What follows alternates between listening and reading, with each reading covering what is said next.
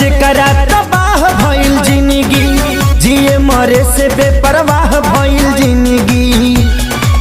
जेकरा खातिर सब कुछ कइनी, ओकर नजर में बाबुर भइनी। दिल के गिरल दीवार हमर ढाह के, हो गिरल ढाह के। दवा दिल के बनावे के पड़ी, रामदेव बाबा से कह के। दवा दिल के बनावे के पड़ी, रामदेव बाबा से कह के।